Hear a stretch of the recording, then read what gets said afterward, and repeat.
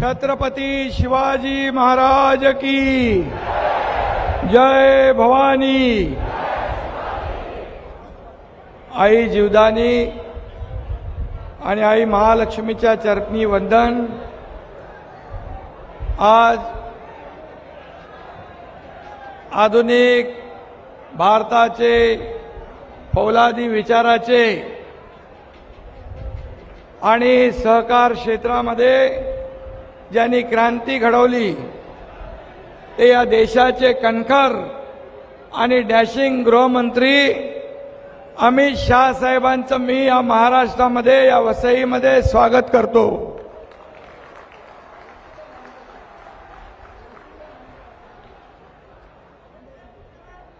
अमित भाई, ये नाम जो है ना, जो ना कभी थकता है, जो ना कभी रुकता है और जो ना कभी हारता है, याचं नाव है अमित भाई शाह। अनहोनी को होनी करना और होनी को अनहोनी करना उनकी खासियत है। इसका गवाह मैं हूं।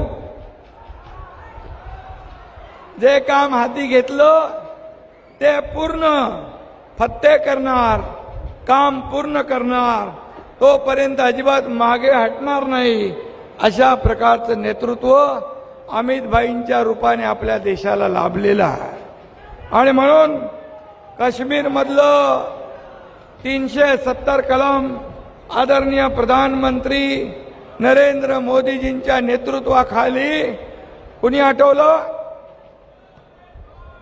आणि त्यावेळेस राहुल गांधी म्हणाले होते खून की नदियां बहेगी। काय झालं? करेक्ट कार्यक्रम केला ना एकदम। आणि म्हणून राहुल गांधीचीच नाही तर दहशतवाद्यांची बोलती बंद करून टाकली। आज काश्मीर हे आपलं नंदनवन, आपल्या देशाचा सरताज, जो आज मोकळा श्वास घेऊ लागलेला आहे। लाल चौकामध्ये तिरंगा फडकू लागलाय मोदीजींच्या नेतृत्वाखाली आणि अमित भाईंच्या सहकार्यामुळे। आणि म्हणून आपला अभिमान आहे आम्हाला। भारताची आंतरिक सुरक्षा असो, ज्या कणखरपणे अमित भाईंनी परिस्थिती जी हाताळली त्याला तोड नाही आहे। आणि जे अयोध्यामध्ये प्रभू रामचंद्राचं 500 वर्षापासून आपलं स्वप्न होतं ना, अयोध्यामध्ये राम मंदिर बांधायचं, मोदीजीने अयोध्यामध्ये राम मंदिर बांधून दाखवलं, करोडो राम भक्तांचं स्वप्न साकार केलं। आणि म्हणून आपण अभिमानाने बोलतो जय श्रीराम, जय जय श्रीराम। आणि त्याची पोटदुखी झाली समोरच्या लोकांना। मुंह में राम बगल में छुरी, जो राम का नहीं वो किसी काम का नहीं। आणि म्हणून अमित भाईंची जी ओळख आहे, एक बार मैंने जो कमिटमेंट कर दी तो फिर मैं खुद की भी नहीं सुनता, अशा प्रकारचं त्यांचं काम आहे। एकदा शब्द दिला की त्या शब्दाप्रमाणे पाठीमागे उभं राहायचं, ताकद द्यायची, हे आपल्याला सगळ्यांना माहीत आहे। आदरणीय मोदी साहेबांनी आणि आदरणीय अमित भाईंनी या राज्याच्या विकासामध्ये आपल्या पाठीशी खंबीरपणे उभं राहण्याचं काम केलंय। आणि म्हणून हे डबल इंजिन सरकार आज काम करतंय। आणि म्हणून डॉक्टर हेमंत सवरा, तुमच्या विजयाची गॅरंटी आता अमित भाईंनी घेतलेली आहे, त्यामुळे तुमचा विजय पक्का।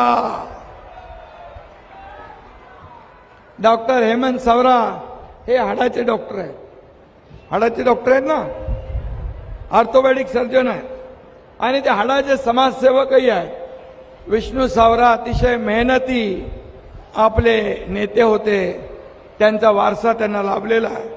आणि या मतदारसंघात बाकी उमेदवारांची हड्डी पसली त्यांना चांगली कळते आणि म्हणून सावराजी विरोधकांचा इलाज देखील आपण बरोबर चांगला कराल असा मी या ठिकाणी विश्वास व्यक्त करतो। डॉक्टर लोक जिद्दी असतात, ऑपरेशन केल्याशिवाय ते स्वस्थ बसत नाहीत। माझ्याकडे पण एक डॉक्टर आहे, ऑर्थोपेडिक सर्जन, आणि मी डॉक्टर नसलो तरी 2 वर्षापूर्वी एक मोठी सर्जरी केलेली आहे।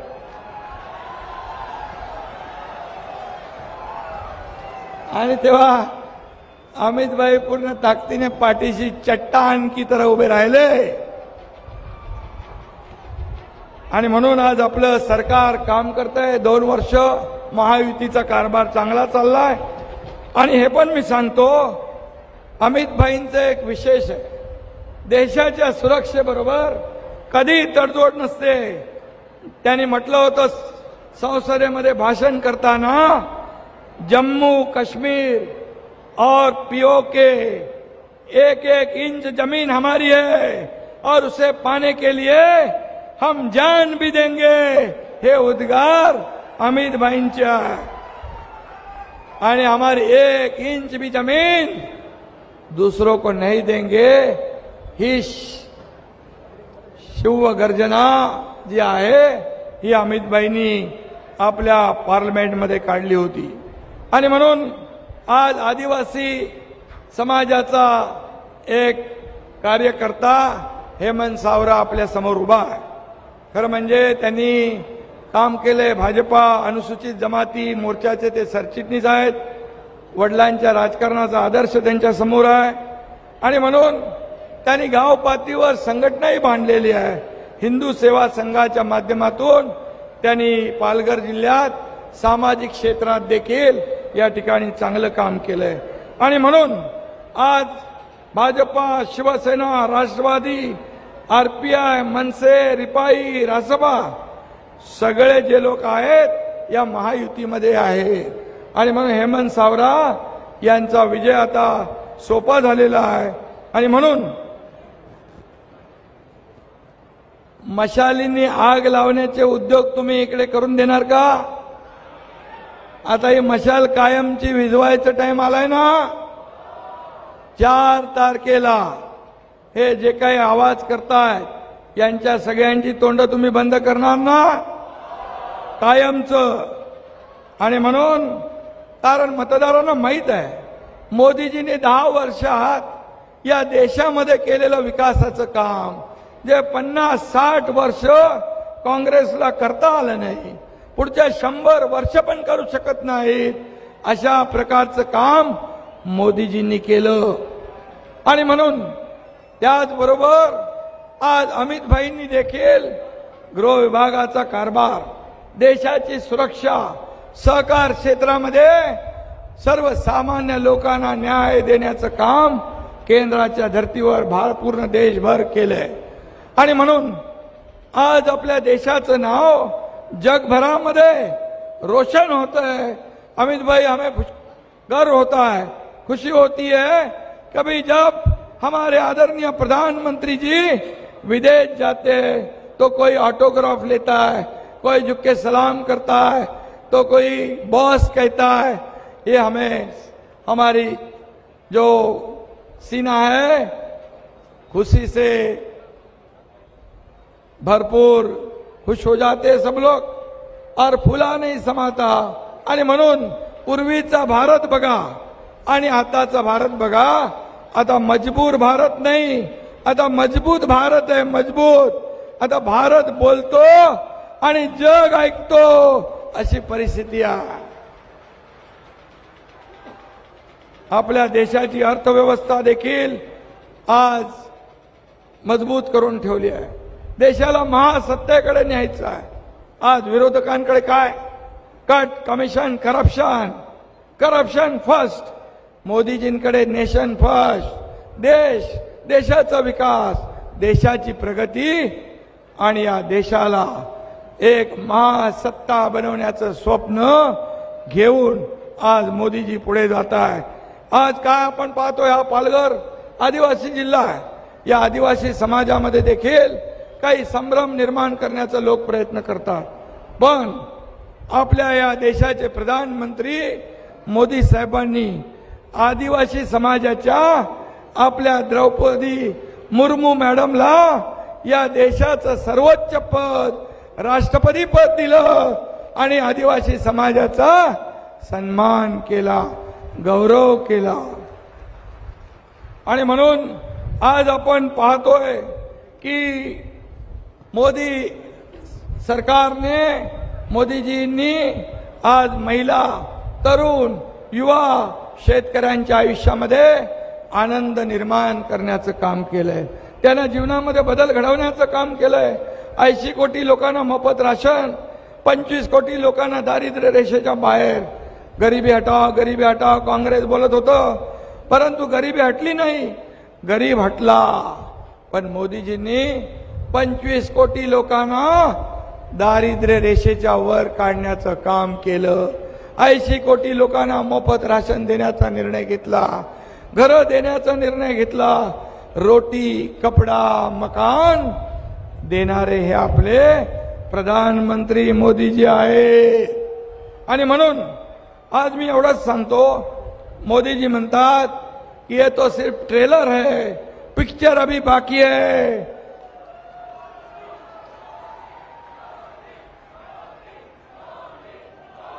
आज तिसऱ्या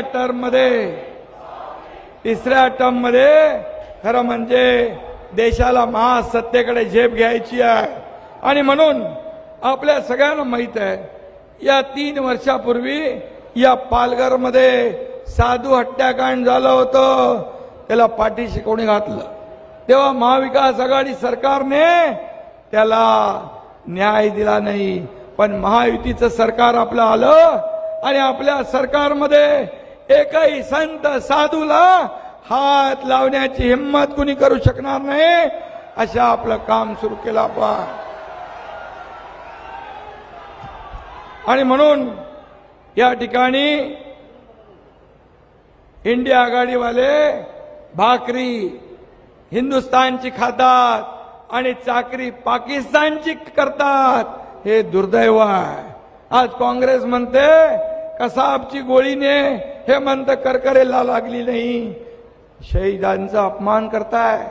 कसा करकरे, आपले साळसकर, कामटे, ओंबळेने तर सर्व कसाबच्या गोळ्या पोटात घेतल्या, पण कसाबला सोडला नाही।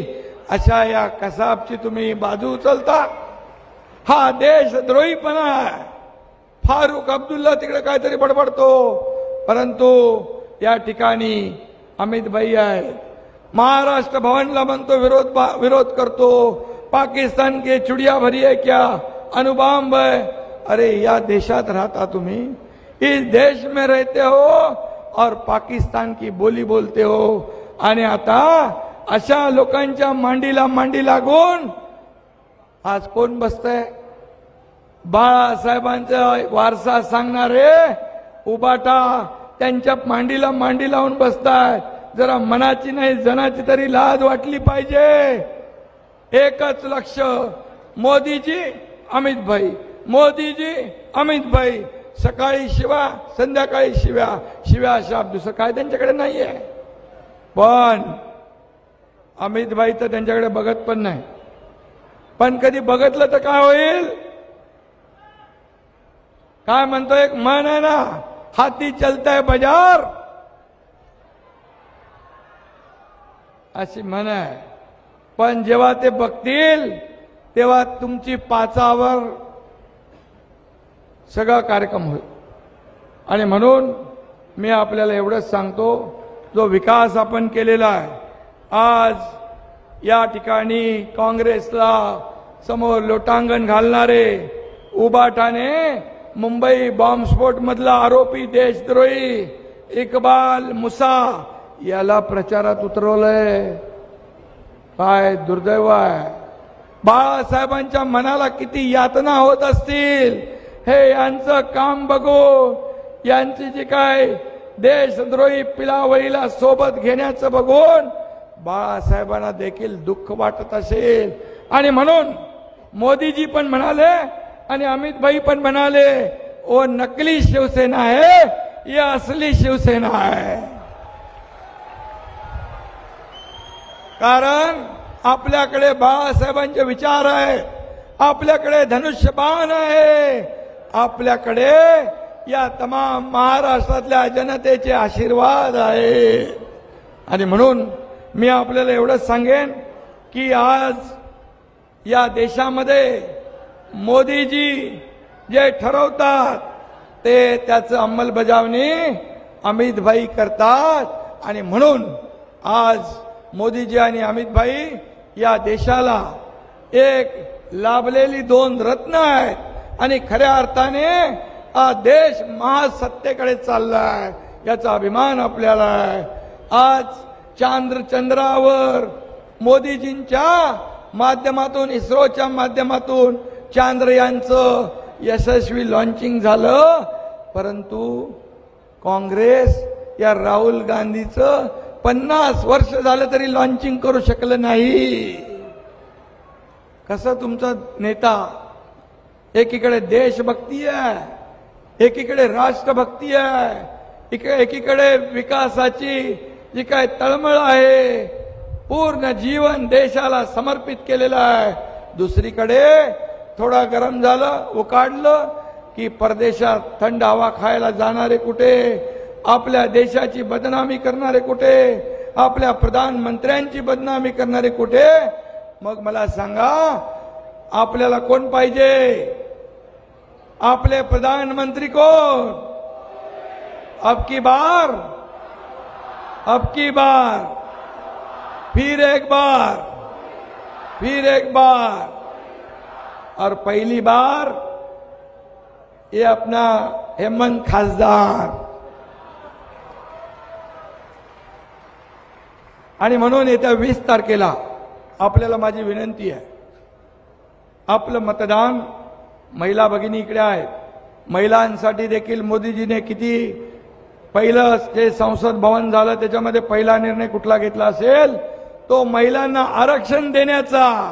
आणि म्हणून महिलांची सगळ्यात मोठी जबाबदारी आहे 7 वाजता उठायचं, मतदान करायचं, आपल्या घरातल्या सगळ्यांना तयार करायचं, जाऊन मतदान करून आपल्या हेमंत सावरा यांच्या नावासमोरचं कमळाचं बटन दाबायचं आणि त्यांना निवडून आणायचं आणि मोदीजींचे हात बळकट करा अशी विनंती करतो. धन्यवाद. जय हिंद, जय महाराष्ट्र, जय श्रीराम.